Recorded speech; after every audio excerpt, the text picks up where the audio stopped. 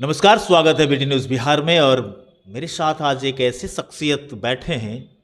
हम आज आपको ऐसे लोग से मिलवाना चाह रहे हैं जहां से आप सोचिए, मतलब व्यक्ति नहीं, पार्टी को अगर देखते हैं, आपका नज़र अगर पार्टी को देखती है तो आप समझ जाइए कि ये वो पार्टी के व्यक्ति हैं जहां से तमाम राजनीतिक दलों का प्रादुर्भाव हुआ है। यानी जिसके पास जो मेजोरिटी है, चाहे वो जिस भी समीकरण से प्राप्त किए हों, नुकसान कांग्रेस को ही उठाना पड़ा है। जी हाँ, बिल्कुल आप ठीक समझ रहे हैं। हमारे साथ सारजंदा हैं, मटिहानी विधानसभा में काफ़ी चर्चित रहे, बेगूसराय ही ने, अभी तो नवादा के चुनाव प्रभारी भी हैं, कांग्रेस पार्टी के दिग्गज नेता बिहार में माने जा रहे हैं। सर, बहुत स्वागत करते हैं बीटी न्यूज़ में आपका। और आपसे मिल करके सर एक बात की प्रसन्नता जरूर हो रही है कि मुझे लगता है कि एक नया हिंदुस्तान, एक अच्छा हिंदुस्तान, एक सौहार्दपूर्ण हिंदुस्तान बनाने वाली पार्टी के किसी समर्पित कार्यकर्ता से हमारी मुलाकात हो रही है। एक बार फिर से हम धन्यवाद करते हुए आपसे पहला सवाल ये पूछते हैं कि जनाधार खिसकता गया और कांग्रेस बैठी रही। जनाधार कांग्रेस को खिसकी नहीं है, हम सत्ता में नहीं हैं, ये बात है। जनाधार आज भी कांग्रेस के पास है। जनाधार आप खिसकना सत्ता को मानते हैं तो मैं ये नहीं मानता हूँ। हमने सत्ता के लिए कभी लड़ाई लड़ी ही नहीं, हमने जनाधार के लिए लड़ाई लड़ी है। आज देखिए, देश की जो बड़ी पार्टी भी है, जो जिसकी सत्ता है, उसके प्रधानमंत्री एक जगह चुनाव ख़त्म होता है और दूसरे जगह वो चुनाव में उसी दिन से शुरू हो जाते हैं। अभी देखिए, कर्नाटक में उनका लगभग 7 से 8 कार्यक्रम हो चुका है। कर्नाटक में चुनाव है तो जहाँ जहाँ चुनाव होता है वो चुनाव मैनेजमेंट में लग जाते हैं। हम लोग जनता के कार्यक्रम में लगे हुए रहते हैं, वोट की राजनीति नहीं कर पाते हैं, इसीलिए हम सत्ता में नहीं हैं। जनाधार तो मेरे पास है आज भी है। मैं जिस जिला से बिलोंग करता हूँ, मेरा एक विधायक नहीं है, मैं कहते में कोई संकोच नहीं, लेकिन आज कोई कार्यक्रम करेंगे तो सबसे अधिक जनाधार कांग्रेस के पास होगा। मेरे साथ एक मजबूरी है, न हम हिंदू की लड़ाई भी लड़ते हैं और मुस्लिम की भी लड़ाई लड़ते हैं, हम सिख की भी लड़ाई लड़ते हैं, हम ईसाई का भी लड़ाई लड़ते हैं, हम सभी दल जाति का लड़ाई लड़ते हैं। और मेरे भी जो विपक्षी हैं वो देश को धर्म के नाम पर बांट कर लड़ाई लड़ते हैं। स्वाभाविक है, उनका जनाधार इस मामला में उनकी वोट की जनसंख्या बढ़ जाती है। लेकिन जो वोट भी देते हैं, वोट देने के बाद उनको गाली पड़ते हैं। मैं इसे कई शख्स से बुला सकता हूँ, जो वोट दिए हैं कहते हैं मजबूरी है, दे देते हैं धर्म के नाम पर, लेकिन गाली पड़ते हैं जब घर में आते हैं। जब घर में उनको गैस का चूल्हा जलाना पर खरीदना पड़ता है तो गाली पड़ते हैं, जब कड़ू तेल खरीदना पड़ता है तो गाली पड़ते हैं, जब मोटरसाइकिल पर चढ़ कर डीजल भराने जाते हैं तब गाली पड़ते हैं, जब खेत में पटवन की बात आती है तब गाली पड़ते हैं, जब खाद खरीदने जाते हैं लाइन में लगते हैं तब गाली पड़ते हैं। चाहे वो किसान हो, चाहे वो नौजवान हो, चाहे वो मजदूर हो, गाली सभी पड़ रहे हैं। लेकिन कहीं न कहीं भारत एक ऐसा देश है जहाँ पीपल गाछी को भी लोग दूध पिला देते हैं। हम लोग तो उस देश से बिलोंग करते हैं, हम लोग तो अध्यात्म सब लोग जुड़े हुए हैं कि हम लोग तो पीपल गाछी को कितना बार दूध पिलाए हैं, बोअर गाछी को दूध पिलाए हैं। इसी धर्म में हम लोग कांग्रेस कमज़ोर हुई है। सर, जैसे कि मतलब दिखाई पड़ा है अभी लगातार जो चुनाव देश में कराए गए, वहाँ पर जो आपकी सफलता देखी जा रही है, इससे आप नहीं इस बात को मानते हैं कि कहीं ना कहीं कमियां रह जा रही हैं? जब मैं चुनाव हार गया तो निश्चित रूप से कहीं न कहीं कमी रही, इसमें कोई दुराई नहीं है। लेकिन कई राज्य में मैं चुनाव जीता और मेरे विधायक को पैसा के बदौलत खरीद लिया गया। कई राज्य में जो आप देखिएगा कि पैसा के बदौलत खरीद लिया गया। मतलब चुनाव में जिस ढंग से पैसा का दुरुपयोग भारतीय जनता पार्टी के द्वारा किया गया है, चाहे वो 2014 की चुनाव हो, चाहे वो 2015 की चुनाव हो, चाहे वो 2019 की चुनाव हो, चाहे वो 2020 की चुनाव हो। आप जो हम मोदी जी कहते हैं, भारतीय जनता पार्टी के लोग कहते हैं कि 70 साल में जो कांग्रेस नहीं किया मैं 8 साल में कर दिया। सच्चाई बात है, हम जो 70 साल में नहीं कर सके वो बीजेपी ने 8 साल में कर लिया।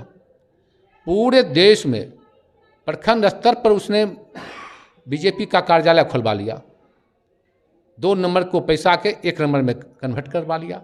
हर जगह हमारा यहाँ जितने कांग्रेस का कार्यालय है सभी दान दिया हुआ है, सभी लोगों ने कांग्रेस को दान देकर कांग्रेस को कार्यालय दिए, और ये लोग पैसा पर खरीदे हैं।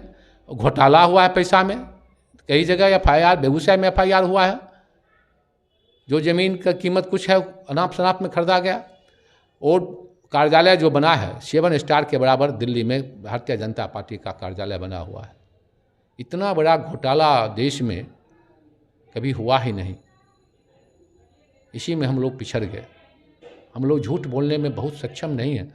आज भी कांग्रेस का कोई कार्यकर्ता, हम झूठ बहुत कम बोलेंगे। झूठ तो बोलना पड़ता कभी कभी, लेकिन बहुत कम बोलते हैं। बहुत मजबूरी होगा, जान का खतरा है तो झूठ बोलेंगे, किसी को जान बचाना है तो बोलेंगे। किसी को जान बचाने के लिए बेसी झूठ बोल सकते हैं, लेकिन किसी को जान लेने के लिए हम लोग झूठ नहीं बोल सकते हैं।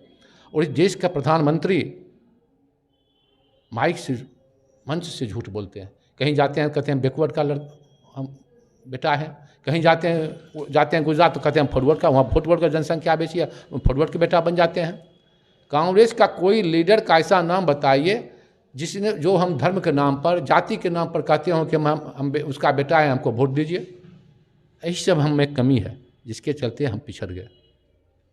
सर, वर्तमान जो राजनीतिक स्थिति बिहार प्रदेश की है उसमें कांग्रेस गुमसुम नजर नहीं आ रही है आपको? अभी कांग्रेस हम गुमसुम नहीं है।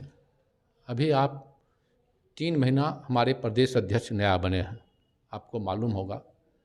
3 महीना के अंदर पार्टी ने बहुत ज़बरदस्त कार्य काम किया। हम 1200 किलोमीटर का पदयात्रा मंदार पर्वत से शुरू किए।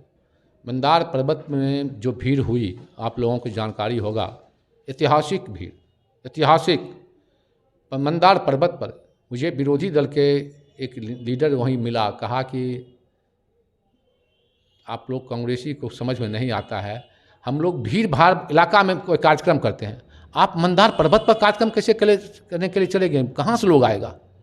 और जब वही आदमी हमको कहता है आज हम कांग्रेस को लोहा मान गए, इतना भीड़ जुटा वर्णन नहीं किया जा सकता है। और वहाँ से हम लोग पैदल यात्रा चले, और भारत जोड़ो यात्रा में 900 किलोमीटर की पदयात्रा हुआ। पटना में जाकर ये पदयात्रा स्थगित अभी है, और उसको बोध गया जाना है। लेकिन संयोग से अभी आचार संहिता लागू है, चुनाव है, इसी क्रम में होली आ गया, फिर अधिवेशन पार्टी का रायपुर में हो गया, इसी लेकर रुका हुआ है। 900 किलोमीटर मेरा पदयात्रा हुआ है, और 300 किलोमीटर बचा हुआ, जो हम आचार संहिता के बाद उसको पूरा करेंगे। और मेरा अभी हाथ से जोड़ो हाथ कार्यक्रम जो मेरे पास अभी आप देख रहे हैं, हाथ से जोड़ो हाथ कार्यक्रम मेरा शुरू हो गया, जिसका कि 25 तारीख को पूरे प्रदेश में प्रदेश का प्रभारी आएंगे, और पूरे प्रदेश में बैठक होगी हर जिला में, और हर जिला का प्रभारी और प्रखंड अध्यक्ष और प्रखंड प्रभारी की बैठक है। और हम एक एक पंचायत में हम जा रहे हैं। उसमें राहुल गांधी जी का पत्र है, उनका संदेश है, हमारे राष्ट्रीय अध्यक्ष मल्लिकार्जुन खड़गे जी का संदेश है, और हमारे प्रदेश अध्यक्ष डॉक्टर अखिलेश प्रसाद सिंह जी का संदेश है।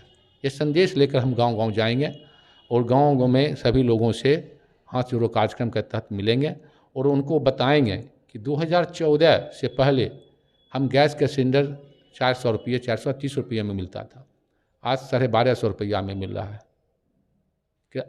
90 रुपये 80 रुपये में करू तेल मिलता था, आज 200 रुपये में मिल रहा है, 220 में मिल रहा है। आपको डालडा का, फॉर्चून का, मतलब दवाई, जो दवाई लोग कहते हैं कि जो दवाई महीना में 2000 खाते थे, मंथली खाते थे, वो दवाई अभी 8000 9000 रुपये का मंथली लोग दवाई खा रहे हैं। हर चीज़ का भाव बढ़ गया। पटना जाते थे 1150 रुपया टिकट भाड़ा था राजधानी का, अभी 2200 रुपये राजधानी का टिकट है। आपको सीनियर सिटीजन हटा दिया गया, बच्चा को हाफ टिकट लगता था वो ख़त्म कर दिया गया। सबसे बड़ी बात है कि देश को लूटा जा रहा है, और हम ये नहीं कर सकते हैं अदानी के लिए कर रहे हैं, अदानी के लिए नहीं कर रहे हैं, अदानी के मार्फत ये पैसा ले रहे हैं। एक एक MP को चुनाव में चुनाव लड़ने के लिए 10-10 करोड़ रुपया पार्टी बीजेपी मुहैया करवाती है। एक एक विधानसभा में एक उम्मीदवार को 55 करोड़ रुपया देता है चुनाव लड़ने के लिए। तो हम इसी में पछड़ रहे हैं। आप हमारा सरकार याद करिए, हमारे सरकार पर घोटाला का आरोप लगा, कोयला का, सरकार ने क्लीन चिट दिया, सरकार ने क्लीन चिट दिया। मोदी जी कहे काला धन कांग्रेस के राज में बहुत है, बाहर में एक भी काला धन नहीं आया। और मेरे सरकार में एक याद पार देते हैं आपको, एक आदमी घोटाला में फंस गया, उस पर शंका हुआ तो सोनिया गांधी ने उसको जेल में सड़ा कर मार दिया, हम अपने पार्टी के लोगों को। ये गांधी परिवार से बड़ा विश्व में कोई परिवार है ही नहीं। आपको ये ध्यान रखना पड़ेगा कि 2009 में राहुल गांधी को मनमोहन सिंह ने खुद ऑफर दिए कि प्रधानमंत्री बनने के लिए, पूरा पेपर में आया, मनमोहन सिंह अपने से ऑफर दिए और सोनिया गांधी ने कहा बेटा सत्ता जो है जहर का पुड़िया है, इससे जितना दूर रहोगे उतना फायदा है, तुम काम करते रहो, तुम संसद में आवाज़ उठाते रहो। और हमारे राहुल गांधी जी ने संसद में आवाज़ उठाते रहे, राहुल गांधी को बदनाम करने के लिए। एक चीज़ सर, आप वहाँ के संसद की बात कर रहे हैं, मैं यहाँ बिहार के विधानसभा के विषय में आपसे जानना चाहता हूँ। कोई भी प्रतिनिधि चाहे किसी भी पार्टी से आते हों, चाहे किसी भी पार्टी से, निर्दलीय हों या किसी दल से जुड़े हुए लोग हों, अगर उन्हें लोगों ने जिता करके चुन करके सदन तक भेजा, वो विधानसभा का सदन हो या लोकसभा का सदन हो, लेकिन गरिमा तो बराबर है, सदन की गरिमा होती है, गरिमा तार तार होती रही और सारे के सारे विधायक सिर झुका करके उसी तरीके से बैठे रहे जैसे महाभारत में पांचाली का चीरहरण होते रहा और पांचों पांडव सिर झुका करके बैठे रहे। किसी भी विधायक ने लोकतंत्र की गरिमा को बचाने के लिए एक आवाज नहीं उठा सकी। हम भाजपा के उन विधायकों को भी उसमें शामिल करते हैं जो सत्ता के लोभ में सिर झुकाए, मुंह लटकाए बैठे रहे, उस मुख्यमंत्री का विरोध नहीं कर सके जिसके साथ लोग आज भी सदन में खड़े हैं। क्या वह विधानसभा का चीरहरण नहीं कहा जा सकता? हम नहीं समझ रहे हैं किस बात पर आप कर रहे हैं। विधानसभा में जो नोकझोंक हुई थी नीतीश कुमार और विजय सिन्हा के बीच में, और तब जो विधानसभा अध्यक्ष को जो जवाब दिया जा रहा था नीतीश कुमार जी के द्वारा, मैं उस प्रकरण की चर्चा कर रहा हूं महोदय। देखिए, उस समय तो दोनों एक साथ ही थे, कांग्रेस को तो उसमें कुछ रोल नहीं था हम लोगों का। रोल सर इसलिए है कि कांग्रेस कहने का मतलब कहीं ना कहीं लगता है कि लोकतंत्र, हम तो लोकतंत्र के साथ आज आवाज उठनी चाहिए। आवाज हमारा उठा, आवाज तो आप लोग हमारा कांग्रेस वाला को दबा देते हैं ना। नहीं सर, एकदम जब राहुल गांधी जैसे सीनियर लीडर को लोकसभा में बोलने के लिए नहीं दिया जाता है, हम जो बोलते हैं उसको आप लोग तोड़ मरोड़ को पेश करते हैं जनता के सामने में। आज ये कहने में कहीं दूर राय नहीं है, आप भी मीडिया के लोग हैं, आप इसको अदरवाइज नहीं लीजिए, लेकिन स्पष्ट कहना, सच कहना अगर बगावत है समझिए हम इसमें बागी हैं। आज मीडिया के लोग, कितने मीडिया के लोग हैं जो जब ये लेकर निकलते हैं तो ये भारतीय जनता पार्टी की हो जाती है, और जब ये घर में आते हैं ये रख देते हैं तो वो हो जाते हैं भारतीय जनता पार्टी के विरोध में। क्या है, चूँकि जो आपका सीनियर मालिक हैं जो चलाते हैं वो टोटल पैसा पर आज बिके हुए हैं, लेकिन जब आपका जमीर नहीं बिका हुआ है, लेकिन चूंकि आपको भी तो वेतन ले रहे हैं तो कुछ न कुछ हम प्रभावित तो होंगे। अनाज हम खाएंगे किसी पापी का तो कुछ न कुछ हम प्रभावित होंगे। लेकिन जब घर में वही लोग आ रहे हैं, वही लोग यूट्यूब पर, वही लोग सोशल मीडिया पर कितना लिख रहे हैं आप देख लीजिए। हम लोगों का, हम कांग्रेसी हैं इसलिए बहुत आप सर इतना कह दीजिए, आप बच रहे हैं, लेकिन आप नहीं सर, आप बच रहे हैं। आप सर इतना कह दीजिए कि क्या वो जो कुछ विधानसभा के सदन में हुआ वो उचित है लोकतंत्र के लिए?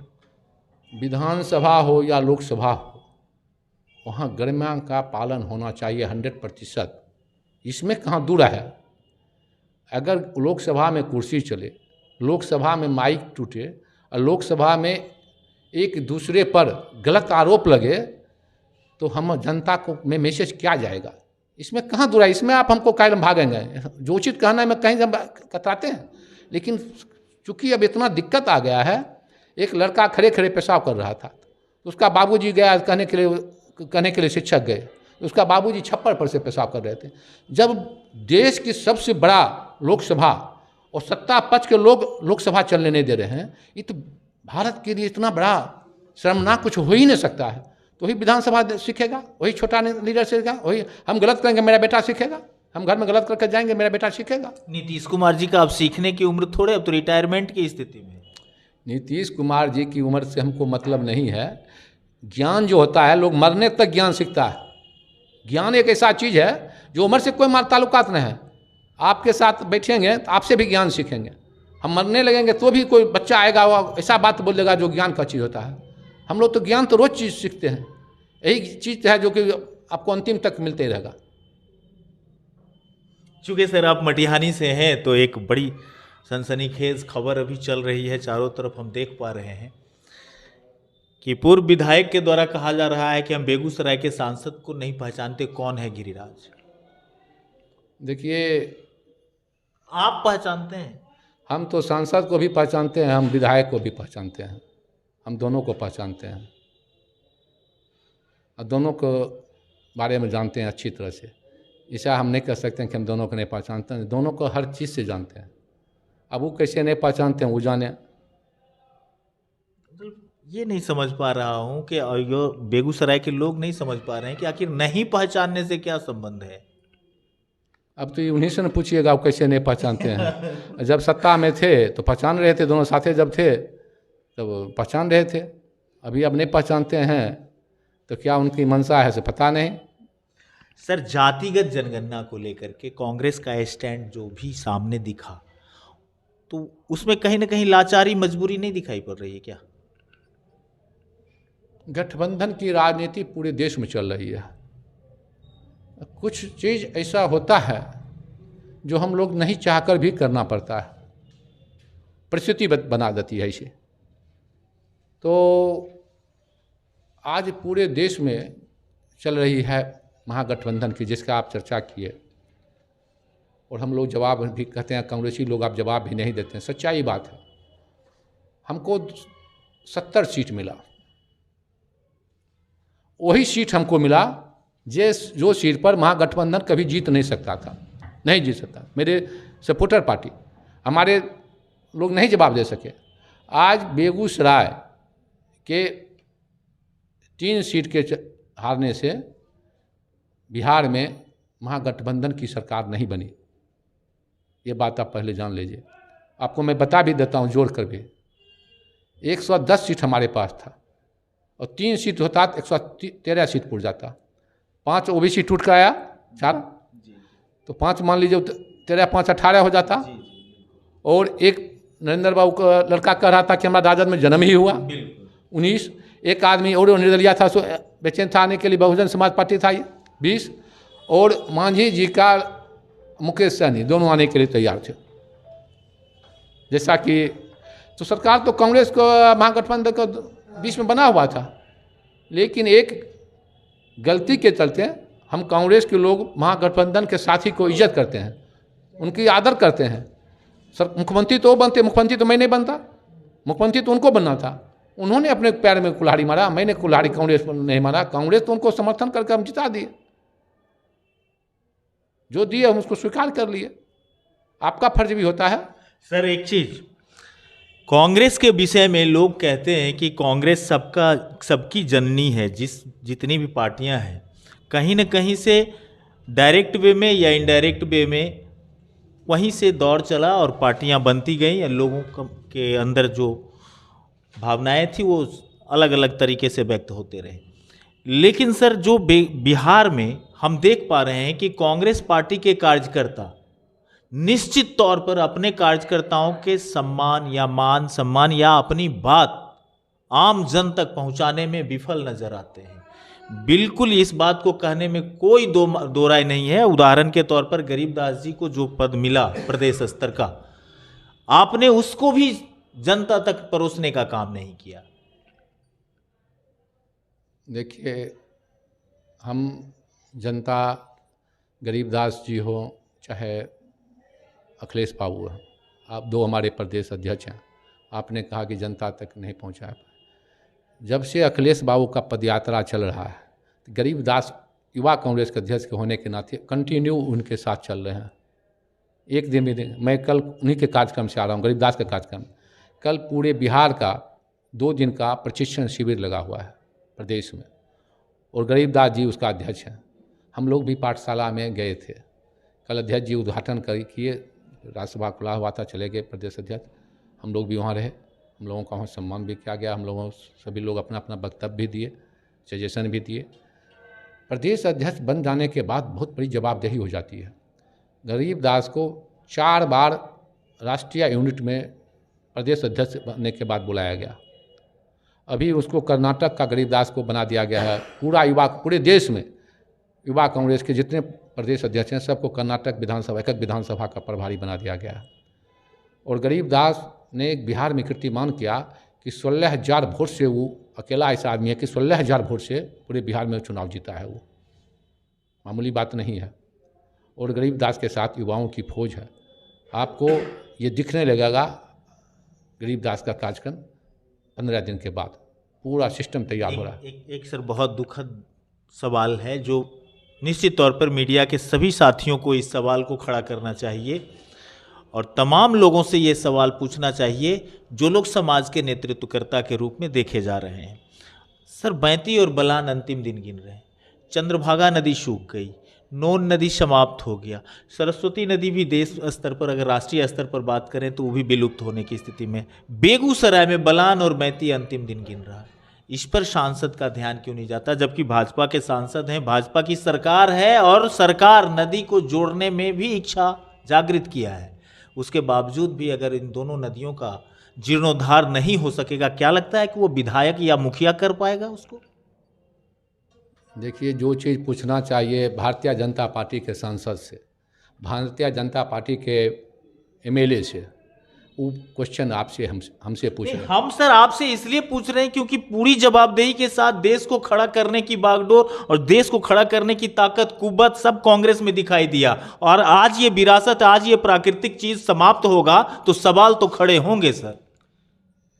सवाल इस बात की है कि हमारी जब सरकार थी तो हमने आज से 50 वर्ष पहले कल्पना की बात है कि मैंने सिंचाई पूरे देश बिहार में लागू करवाया।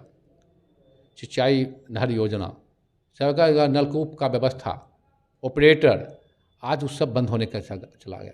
30-33 वर्ष से मेरी सरकार बिहार में नहीं है, मामूली बात नहीं है। और 45 वर्ष पहले किसी का सोच भी नहीं हो सकता कि मैंने नलकूप का व्यवस्था करवाया। बलान नदी हो, चाहे आपको गंगा पर पुल हो, ये सभी कांग्रेस की राज में हुआ। आज आप भारतीय जनता पार्टी गंगा बचाओ की बात करती है, गंगा को ख़त्म कर रही है। बचाओ नहीं, जो चीज़ बोलती है उसका सीधा उल्टा काम करता है। बाप रे बाप, लोग तो पागल हो जाता है।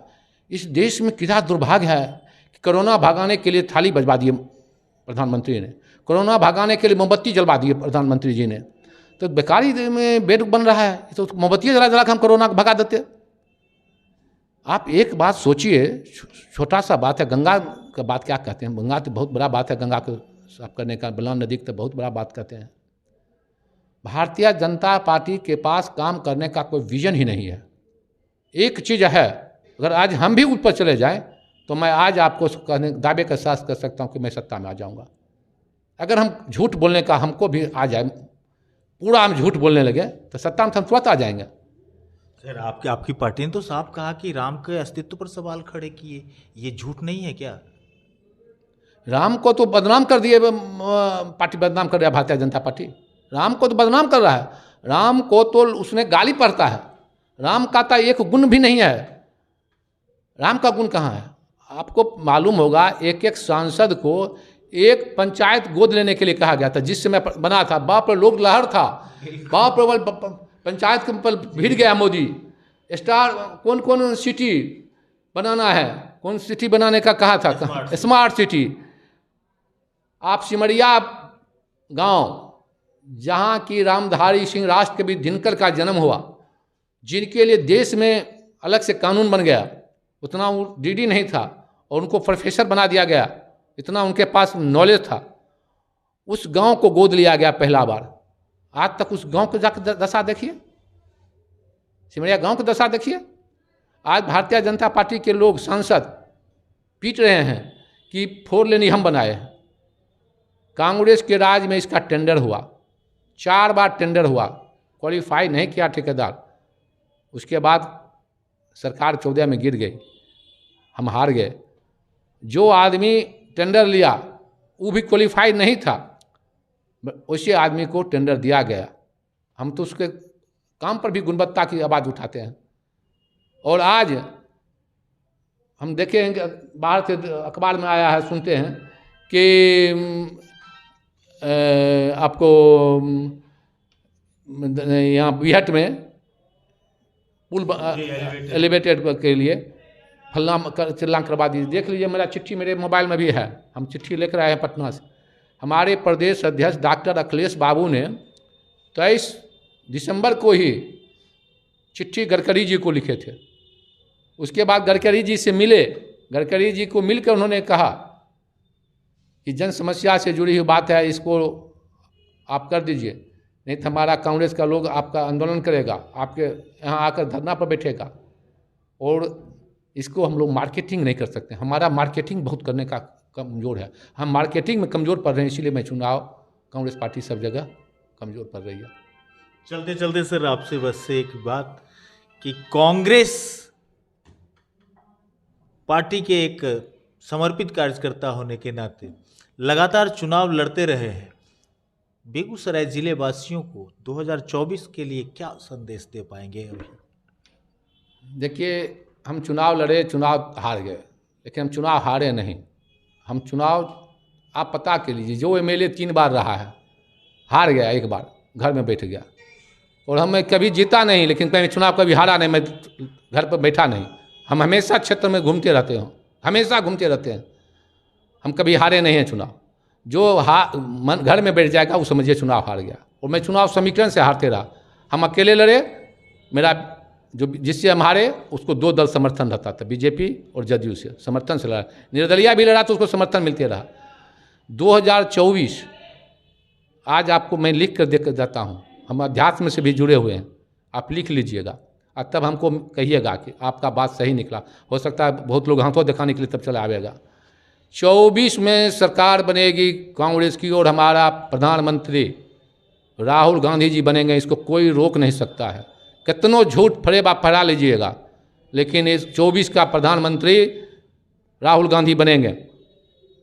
बिहार, बंगाल, यूपी, झारखंड, 4 प्रदेश में बीजेपी को पानी नहीं मिलेगा। भारतीय जनता पार्टी को 4 प्रदेश में जोड़ लीजिए, कितना सीट से वो जीते हैं? 39 सीट खाली बिहार से है।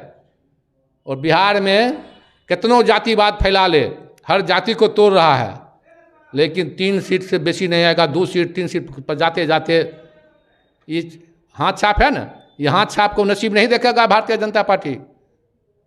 कितनों पुलवामा हमला करवा दे, तब नहीं कर सकते हैं। आज सैनिक को भी उनसे चुनाव में बेचने का काम कर रहा है, सैनिक के साथ भी दुर्दशा। कोई वर्ग ऐसा निकाल के बताइए, एक वर्ग के बारे में बताइए जिसके लिए गुजरात के लिए प्रधानमंत्री जो करते होने जानते हैं। हर वर्ग के साथ धोखा, धोखा ही धोखा। और 24 में जनता इनको बढ़िया से धोखा दे देगा, इनको पता लग जाएगा कि 24 में आपके साथ क्या होगा। 24 में राहुल गांधी प्रधानमंत्री बनेंगे, 100% आप इस पर विश्वास कीजिए। बहुत बहुत धन्यवाद। तो हमारे साथ थे सार्जन धाम, मटिहानी विधानसभा के प्रत्याशी रहे हैं, कांग्रेस के लगातार समर्पित